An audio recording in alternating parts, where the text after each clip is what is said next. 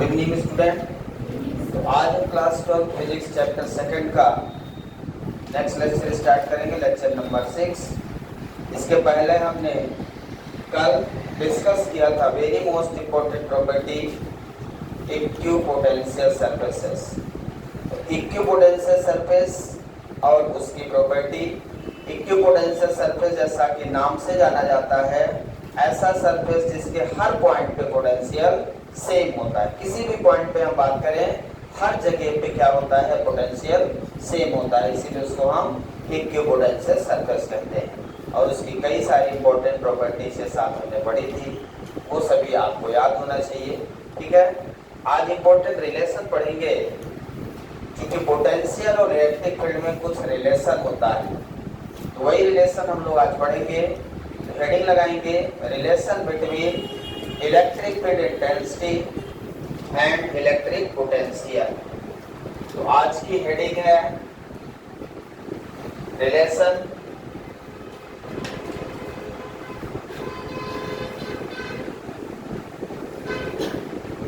Between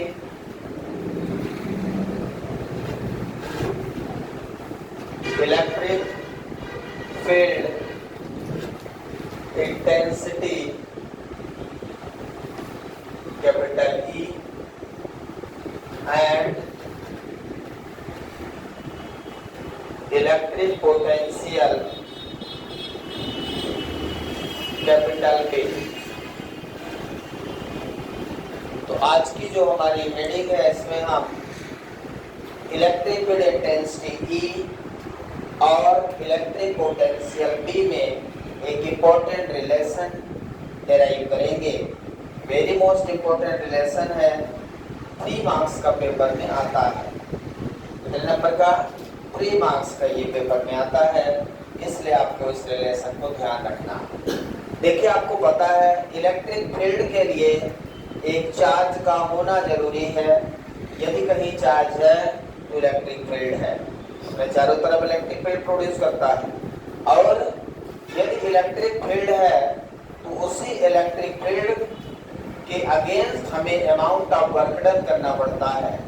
मतलब यदि charge है तो इलेक्ट्रिक फील्ड है, और चार्ज है तो इलेक्ट्रिक पोटेंशियल। यदि हम electric field intensity due to point charge की बात करें तो KQ/R², और यदि electric potential due to point charge की बात करें तो KQ/R होता है। मतलब इलेक्ट्रिक फील्ड और इलेक्ट्रिक पोटेंशियल दोनों पॉइंट चार्ज पे निर्भर करते हैं। तो सबसे पहले हम एक पॉइंट चार्ज कंसीडर करेंगे और उसके द्वारा जो फील्ड है उसको स्केच करेंगे, और फिर हम पोटेंशियल और इलेक्ट्रिक फील्ड का रिलेशन बनाएंगे। ठीक है, तो सबसे पहले हम कंसीडर करेंगे, कंसीडर अ पॉइंट चार्ज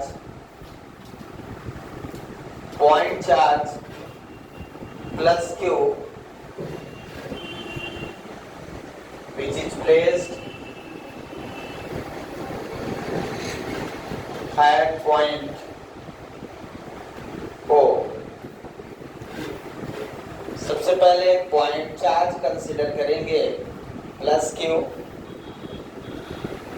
तो यहां हमने पॉइंट चार्ज कंसीडर कर लिया प्लस Q पॉइंट चार्ज जो पॉइंट O पे प्रेजेंट है। ठीक है, सभी को समझ में आ रहा है? Point charge plus Q point charge है, point charge plus Q point charge है यहाँ पे। ठीक है ना? अब इसके द्वारा फील्ड प्रोड्यूस होगी, क्या होगी? फील्ड प्रोड्यूस होगी, जो होगी इलेक्ट्रिक फील्ड। इलेक्ट्रिक फील्ड है, चार्ज पे की वैल्यू पे निर्भर करता है इलेक्ट्रिक फील्ड कितना दूर तक जाएगी, वो चार्ज पे निर्भर करता है। चार्ज जितना बड़ा होगा इलेक्ट्रिक फील्ड उतना दूर तक जाएगी, उतनी ज्यादा इलेक्ट्रिक फील्ड निकले भी, उसकी स्ट्रेंथ चार्ज पर निर्भर करता है। ठीक है ना? तो अब यहाँ पे इलेक्ट्रिक फील्ड है।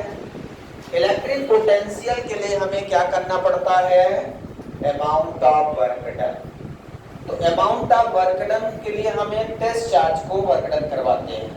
तो यहाँ पे एक टेस्ट चार्ज होगा, मान लीजिए पॉइंट ए से पॉइंट बी तक हम लोग लाएंगे। कहाँ तक लाएंगे? पॉइंट बी तक। ए से बी तक लाने में जितना अमाउंट ऑफ वर्क डन करना पड़ता है, मान लीजिए यहाँ से यहाँ तक के डिस्टेंस आर है। कहाँ से? प्लस क्यू से क्यू नॉट तक। अब यदि हम क्यू नॉट को अगेंस्ट इलेक्ट्रिक फील्ड लाते हैं, आपको जब भी क्यू नॉट टेस्ट चार्ज को फील्ड के अगेंस्ट लाओगे तो आपको एक वर्क डन करना पड़ेगा, अमाउंट ऑफ वर्क डन। तो आप ए से बी तक लाओगे, मान लीजिए वो छोटी सी डिस्टेंस डी आर है। कितनी डिस्टेंस है? D R. डी आर एक छोटी सी डिस्टेंस होती है। छोटी सी डिस्टेंस हमने डी आर यहाँ से यहाँ तक ले आया। पूरी डिस्टेंस कितनी है? आर। और ए से बी तक डी आर। अब पोटेंशियल ए पे ज्यादा होगा कि बी पे? पोटेंशियल बी पे ज्यादा होगा। चार्ज के जितना पास जाओगे पोटेंशियल उतना ज्यादा होगा। सोर्स चार्ज से जितना दूर जाओगे पोटेंशियल उतना कम होगा। के क्यू बाई आर। आर जितना दूर होगा पोटेंशियल उतना कम होगा। आर जितना कम होगा, आर जो है distance from the source charge है। ठीक है, तो ये डायग्राम समझ में आया क्या? अब इस डायग्राम के माध्यम से हम अमाउंट ऑफ वर्क डन निकालेंगे और एक रिलेशन बनाएंगे इलेक्ट्रिक फील्ड और इलेक्ट्रिक पोटेंशियल में। क्लियर है? इलेक्ट्रिक फील्ड वेक्टर क्वांटिटी है, इलेक्ट्रिक पोटेंशियल स्केलर क्वांटिटी है। ये याद रखना है। तो वही रिलेशन हम यहाँ पे बनाने जा रहे हैं। डायग्राम पहले बना लें, इसके बाद रिलेशन बनाते हैं।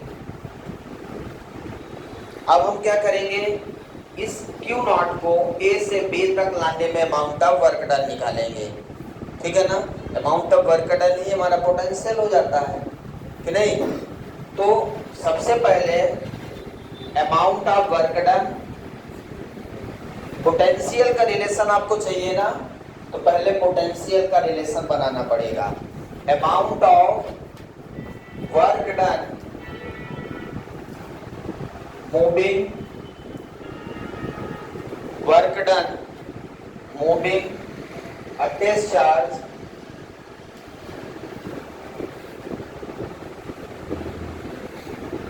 from A to B.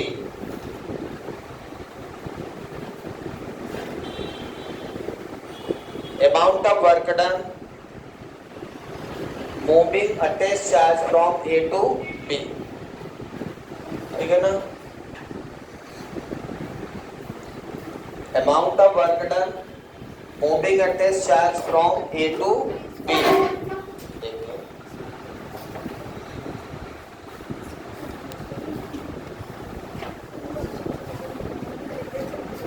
हाँ, तो यहां से अमाउंट ऑफ वर्क डन कितना होगा?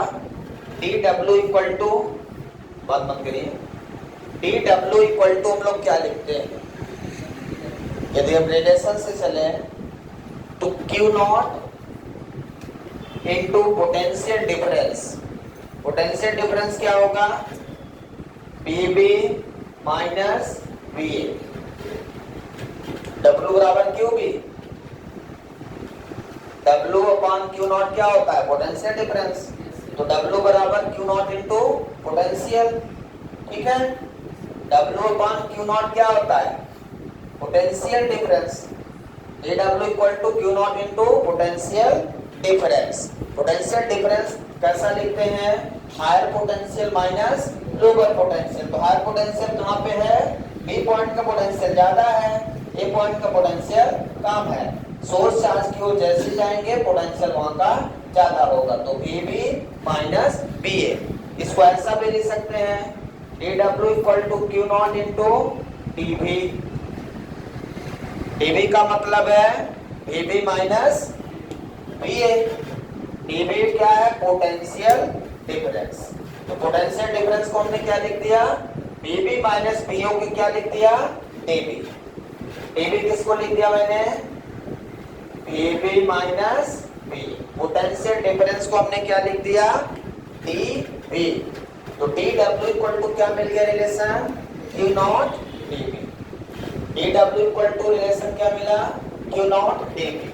तो डी वी में मतलब पोटेंशियल में एक रिलेशन आपको मिल चुका है। तो हमने किया क्या, इस क्यू नॉट टेस्ट चार्ज को ए से बी तक लाने में किया गया कार्य लिखा है, और किया गया कार्य ही, किया गया वर्क डन ही पोटेंशियल हो जाता है। The amount of work done bringing a unit positive test charge from infinite to the field is called potential, electric potential। तो आपको क्या करना है, पहले पोटेंशियल का अमाउंट ऑफ वर्क डन निकालना है। तो पहला अमाउंट ऑफ वर्क डन मैंने निकाल लिया। ये वर्क डन समझ में आया क्या, work equal to test charge into potential difference, या potential equal to work upon test charge. Simple सा डेफिनेशन के हिसाब से ये मैंने लिख दिया। यहां तक क्लियर है। अब दूसरा क्या है, ये टेस्ट चार्ज पे ये सोर्स चार्ज एक फोर्स लगा रहा होगा। कौन सा फोर्स होता है, इलेक्ट्रोस्टैटिक फोर्स। इस टेस्ट चार्ज को ये सोर्स चार्ज क्या करेगा, बाहर की ओर फील्ड के अलॉन्ग डायरेक्शन में बाहर फेंकेगा। लेकिन बाहर जब फेंकेगा तो मतलब इसमें फोर्स लगेगा। क्या लगेगा, फोर्स लगेगा। क्लियर है सभी को। तो वो फोर्स कितना होगा, इलेक्ट्रोस्टैटिक फोर्स। यह हम लिखेंगे, यहां तक लिख दिया आपने, force acting on test charge. Electrostatic force लिखता हूं, electrostatic force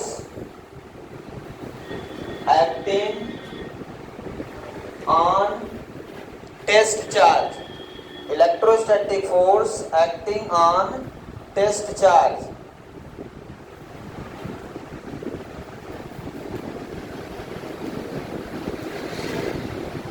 test charge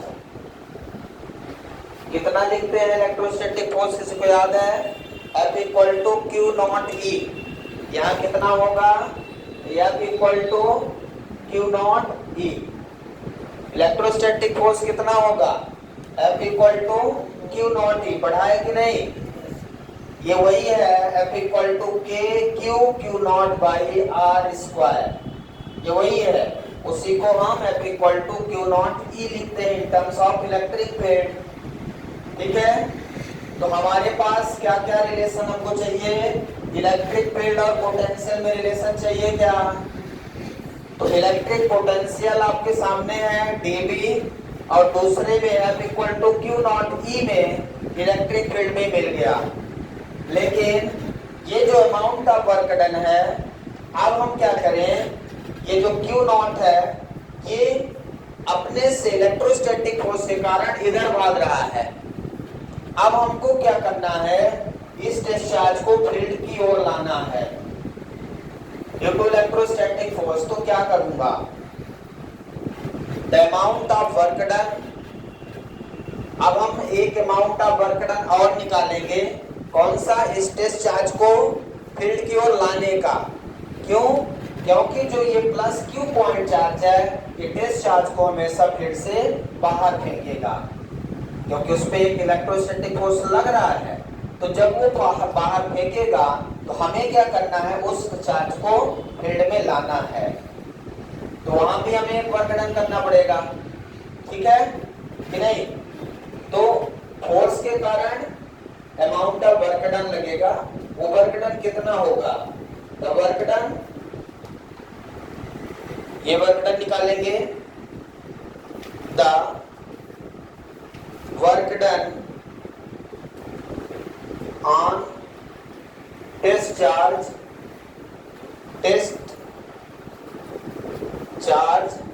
Q naught against the electric field, against the electric field, against the electric field, electric field के अगेंस्ट, विपरीत दिशा में। ठीक है। तो ये dW कितना होगा, work equal to force into displacement. तो जो हम इसको अगेंस्ट लाएंगे इलेक्ट्रोस्टैटिक फोर्स के अगेंस्ट, तो क्या होगा, electrostatic force into displacement. Displacement कितना, दिया, डिस्प्लेसमेंट कितना, दिया। तो d W equal to electrostatic force, जिस फोर्स के कारण ये टेस्ट चार्ज भाग रहा था बाहर की ओर, तो हमने क्या किया, उस टेस्ट चार्ज को बाहर से अंदर लाने में अमाउंट ऑफ वर्क डन किया है। तो डी डब्ल्यू बराबर vector F dot D R, कितना वर्क किया हमने, क्यू नॉट से, क्यू नॉट को ए से बी तक लाए हैं, ए से बी तक डिस्प्लेसमेंट कितना है, डी आर, और इलेक्ट्रोस्टैटिक फोर्स कितना है, एफ, ये इसको इधर ले जाएगा। तो यदि मैं इसको डॉट प्रोडक्ट को ओपन करूं, इसको क्या लिखूंगा, F D R cos theta. Theta बोलिए कितना होगा, थीटा किसके बीच का एंगल है, इलेक्ट्रोस्टैटिक फोर्स और डी आर डिस्प्लेसमेंट के बीच। तो इलेक्ट्रोस्टैटिक फोर्स की डायरेक्शन क्या है, बाहर की ओर, और डी आर किधर है, आप उसको अंदर की ओर ला रहे हो। डिस्प्लेसमेंट की डायरेक्शन और फोर्स की डायरेक्शन में कितना एंगल है, 180 डिग्री। थीटा यदि 180 डिग्री है, cos 180 की वैल्यू -1 होती है। तो ये डी डब्ल्यू इक्वल टू कितना मिलेगा, माइनस एफ डी आर। समझ में आया क्या, डी डब्ल्यू इक्वल टू कितना होगा, माइनस एफ डी आर। अब देखिए दो वर्क डन हमने निकाले हैं, एक वर्क डन ये है, ये कब के लिए है, इस टेस्ट चार्ज को ए से बी तक लाने में। समझ में आ रहा है क्या, लेकिन उसको हमने पोटेंशियल डिफरेंस के रूप में लिखा है। किस रूप में लिखा है, पोटेंशियल डिफरेंस के रूप में। फिर इसमें इस टेस्ट चार्ज में एक फोर्स लग रहा है, दैट इज इलेक्ट्रोस्टैटिक फोर्स। उस फोर्स के कारण ये टेस्ट चार्ज किधर भागेगा, बाहर की ओर। लेकिन आपको क्या करना है, उसको फील्ड के अगेंस्ट में मतलब वर्क करवाना है। तो इलेक्ट्रोस्टैटिक फोर्स के अगेंस्ट इसको वर्क करवाना है। The amount of work done on test charge Q not against the electric field. तो इलेक्ट्रिक फील्ड के अगेंस्ट जो हम वर्क करवा रहे हैं, तो काम तो वही है, जो ये इक्वेशन लिखा है वही ये भी है, लेकिन लिखने के दो तरीके हैं। एक हमने पोटेंशियल के रूप में लिखा है और दूसरा हमने फील्ड के रूप में लिखा है। समझ में आया क्या। लेकिन कोई आपसे पूछे कि जो इक्वेशन फर्स्ट का वर्क डन है, क्या वही इक्वेशन सेकंड का वर्क डन है, उतना ही वर्क डन आपने किया है, कैसे इक्वल है या नहीं है, ये बताइए। इस फर्स्ट केस में आपने टेस्ट चार्ज को कहां से कहां तक लाए थे, ए से बी तक, कितना डिस्प्लेसमेंट, डी आर। ए से बी तक लाए थे ना, उसका आपने वर्क डन लिखा है इन टर्म्स ऑफ पोटेंशियल डिफरेंस। और जब यहाँ पे जब वर्क डन कर रहे थे अगेंस्ट द इलेक्ट्रिक फील्ड, तब भी तो आप ए से बी तक ला रहे हो। आपका जो वर्क डन है वो टेस्ट चार्ज को ए से बी तक लाने का ही है। ये भी टेस्ट चार्ज को ए से बी तक लाने का वर्क डन ये है, और टेस्ट चार्ज को ए से बी तक लाने का वर्क डन ये है। इसका मतलब है कि दोनों वर्क डन क्या होंगे, इक्वल होंगे। दोनों वर्क डन क्या होंगे, इक्वल होंगे। मतलब equation first equal to equation second. Clear है, वर्क डन तो वही है, दो तरीके से हम लिख रहे हैं। एक इन टर्म्स ऑफ पोटेंशियल डिफरेंस, क्योंकि मुझे पोटेंशियल के रिलेशन चाहिए, और दूसरा इन टर्म्स ऑफ इलेक्ट्रिक फील्ड। बस वर्क तो वही है, जो यहाँ पे वर्क किया वही वर्क यहाँ पे भी है। क्यू नॉट को ए से बी तक लाने में डी आर डिस्प्लेसमेंट हो रहा है, वही तो यहाँ पे भी किया है। वही पोटेंशियल डिफरेंस ए का कितना है, बी है, बी का कितना पोटेंशियल डिफरेंस है, ए बी। वर्क तो उतना ही है ना, क्या अलग अलग है। समझ में आया। अब हम क्या करेंगे, दोनों इक्वेशन को इक्वेट कर देंगे और हमें मिल जाएगा रिलेशन। यहां तक लिखिए, फिर आगे करते हैं। इसके बाद देखिए इसका relation.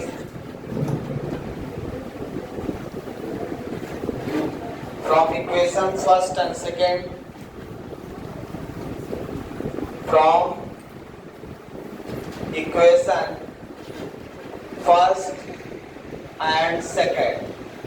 So first equation equal to equation second, because both the amount of work done bringing a test charge from point A to point B. दोनों वर्क डन सेम डिस्टेंस पे है, तो दोनों वर्क डन हमेशा क्या होंगे, equal होंगे। ऐसा तो है नहीं कि एक वर्क डन अलग डिस्प्लेसमेंट के लिए है और दूसरा वर्क डन अलग डिस्प्लेसमेंट के लिए है। यहाँ डिस्प्लेसमेंट सेम है तो amount of work done equal होगा। तो हम यदि इक्वेशन फर्स्ट देखें तो क्या लिखा है, Q not dB, dW equal to Q not dB। तो यदि दोनों का वर्क डन इक्वल है, यदि लेफ्ट हैंड इक्वल है तो राइट हैंड भी इक्वल होता है। तो दोनों का लेफ्ट हैंड कितना है, dW, तो इसका राइट हैंड बराबर इसका राइट हैंड, ठीक है। तो Q not dB equal to कितना हो जाएगा, माइनस FD। क्लियर है। तो यहां से ध्यान से देखें क्या रिलेशन बनेगा, सॉरी E, अच्छा वैल्यू रख दूंगा, एफ की वैल्यू रख दो। एफ इक्वल टू कितना है, Q not dB equal to F की वैल्यू कितनी है, Q नॉट E dr माइनस Q नॉट से Q नॉट कैंसिल हो जाएगा, dB इक्वल टू कितना बचेगा, माइनस E dr। क्लियर है। तो यहां से dB बाई dr, dr को डिवाइड कर लो, इक्वल टू माइनस ई को इधर भेज दो, E equal to minus dB by dr। E equal to कितना आ गया, minus dB by dr।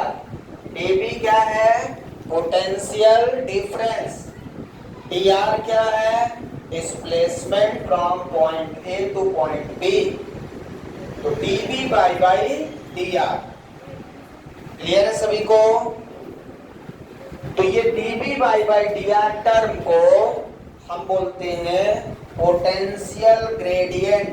One marks question objective, what is the SI unit of potential gradient. Potential gradient, the term dB by dr is called potential gradient।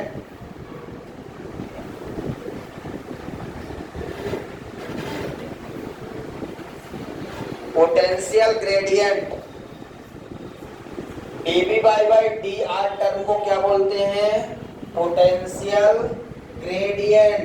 याद रखेंगे, ठीक है ना, potential gradient.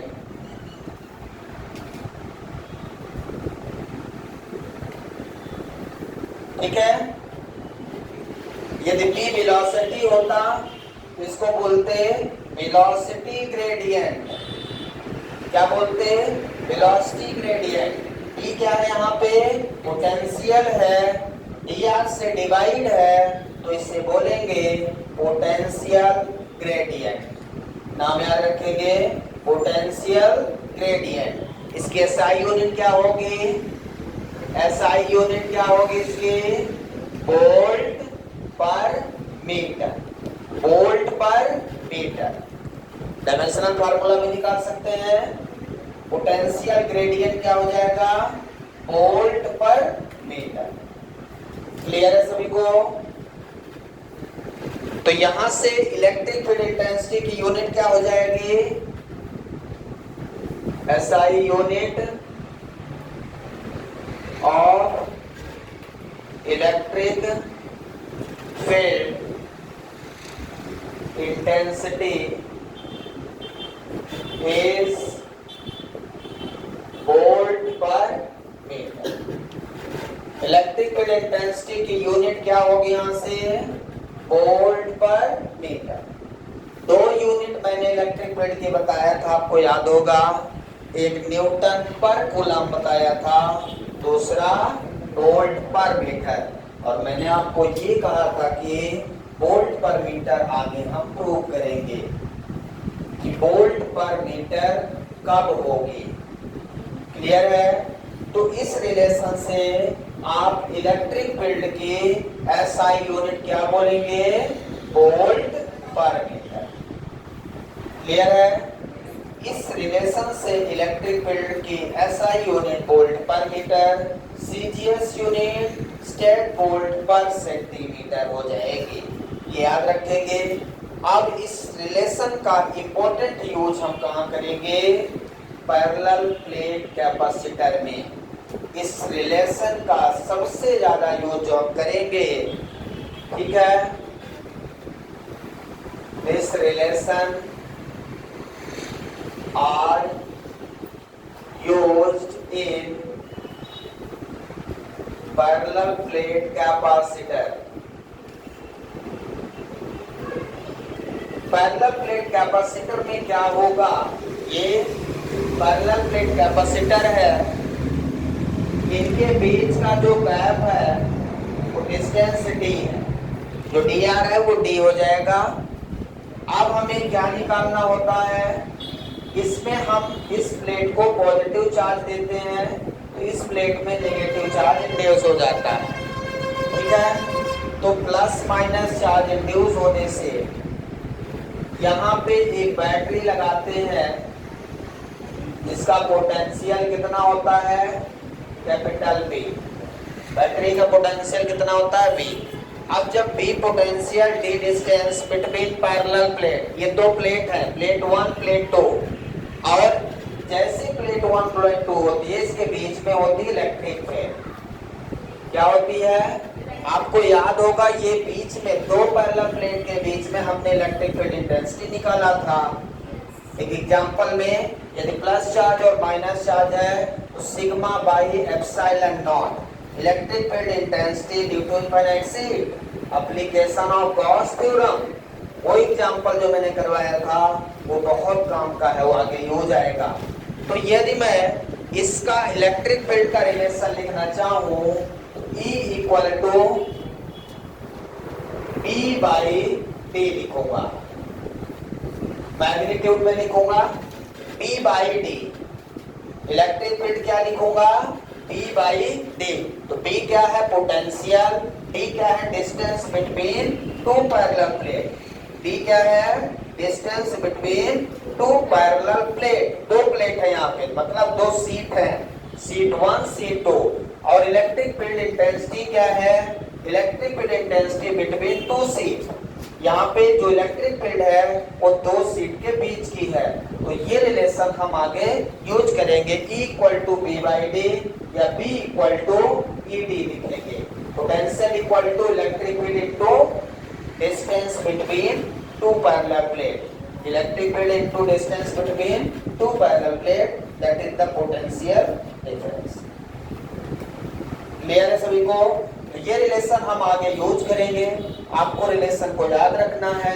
अपना काम रिलेशन पेपर में आएगा तो यहीं तक है, ये थोड़ा सा एक्स्ट्रा है, ठीक है ना? आगे यूज आएगा तो फिर आपको ये समझ में आए कि हमने ये कहाँ से लिखा है, इसलिए हम आपको बता रहे हैं कि आगे ये यूज आएगा। बाकी रिलेशन तो यही है। तो इसमें जो इंपॉर्टेंट रिलेशन है equal to minus dB by dr। दूसरा इंपॉर्टेंट पॉइंट इसमें है कि ये जो टर्म है dB बाई dr, इसे पोटेंशियल ग्रेडियंट कहते हैं। क्या कहते हैं? पोटेंशियल ग्रेडियंट कहते हैं। और तीसरा इंपॉर्टेंट टर्म इसमें ये है कि इस पोटेंशियल ग्रेडियंट की यूनिट क्या होती है।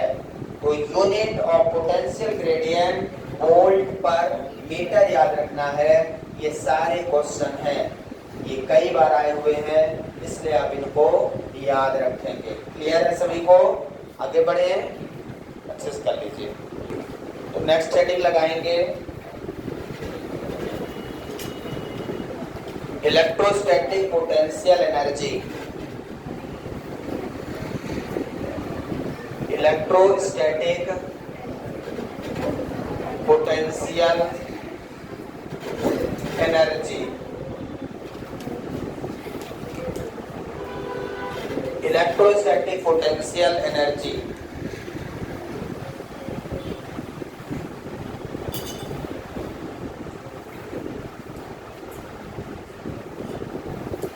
पोटेंशियल एनर्जी मतलब amount of work done. Potential energy, तो पोटेंशियल कैसे होता है?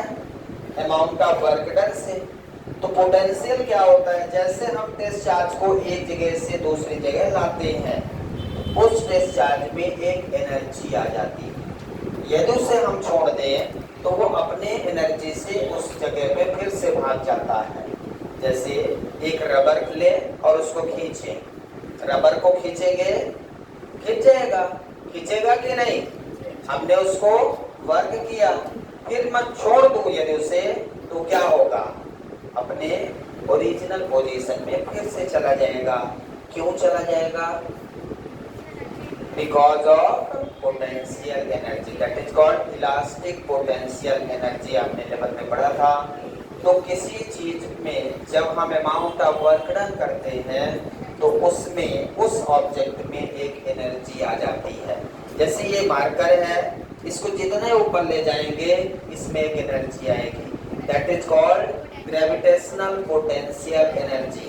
और इसे हम छोड़ दें तो ये फिर से वहीं चला जाएगा, because of which store the gravitational potential energy. Energy के कारण ही कोई बॉडी एक जगह से दूसरी जगह मूव कर सकती है। बिना एनर्जी कोई भी बॉडी मूव नहीं करेगी। तो यहाँ पे भी अमाउंट ऑफ वर्क डन होगा, तो डेफिनेशन लिख लेंगे, the amount of work done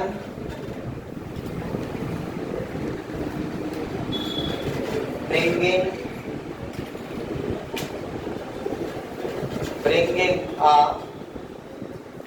positive test charge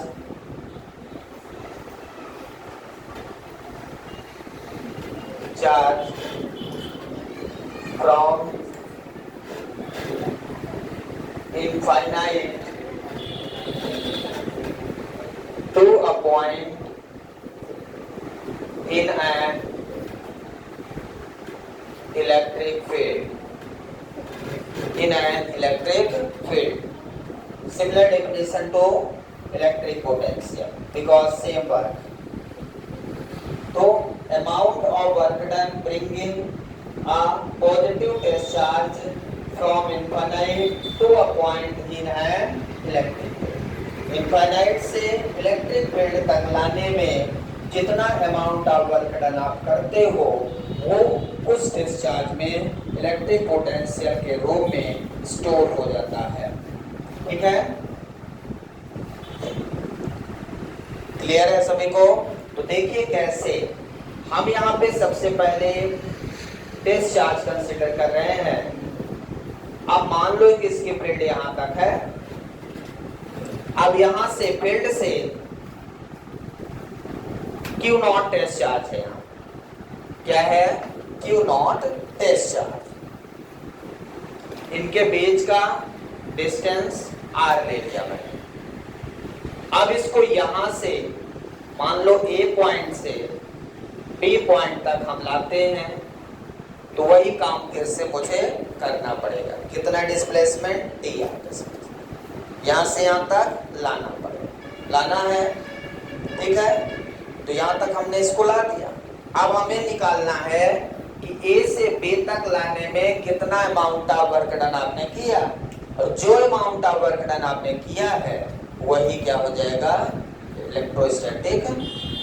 electrostatic potential energy test charge में। ठीक है, तो अमाउंट ऑफ वर्क डन कर लेते हैं। कितना आ जाएगा? अमाउंट ऑफ वर्क डन कितना आ जाएगा? बना लीजिए यहां तक।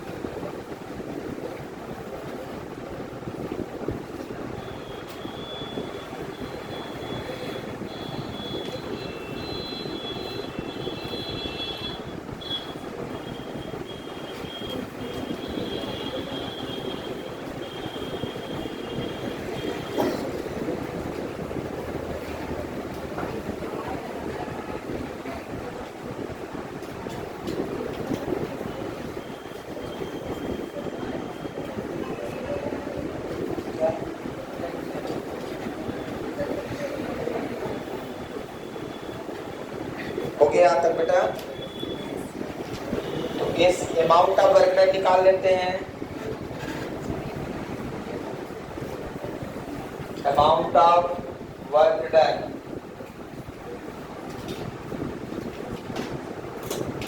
dW equal to Q not dB। लोग क्या लिखते हैं? Q नॉट dB, तो इसको P लिख देता हूँ और इसको W लिख देता हूँ। पूरा वर्क ले लेंगे। W equal to Q naught B। W equal to क्या हो जाएगा? Q naught B। W by Q naught equal to B। Potential नहीं पढ़ा हमने?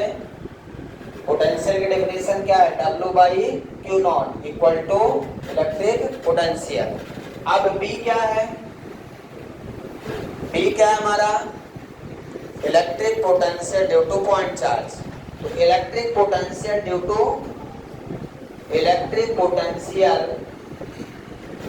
टू पॉइंट चार्ज कितना होगा?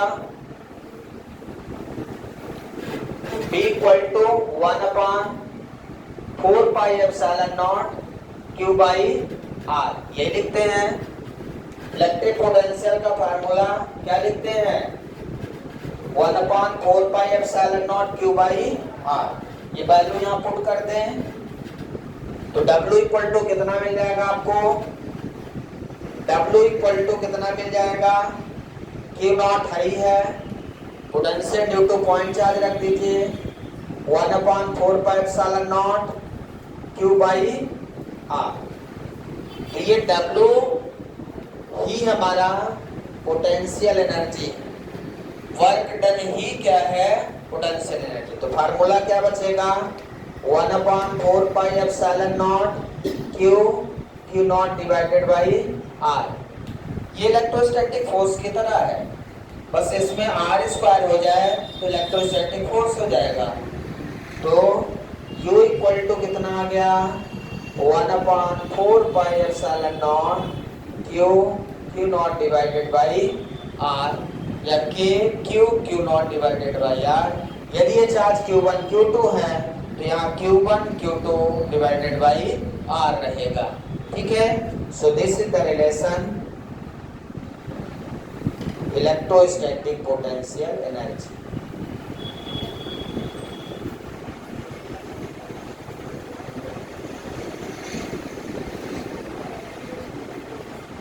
Electrostatic potential energy very most important relation है, तो पेपर में नहीं आता, ये वाला नहीं आता, बस आपको पढ़ना है।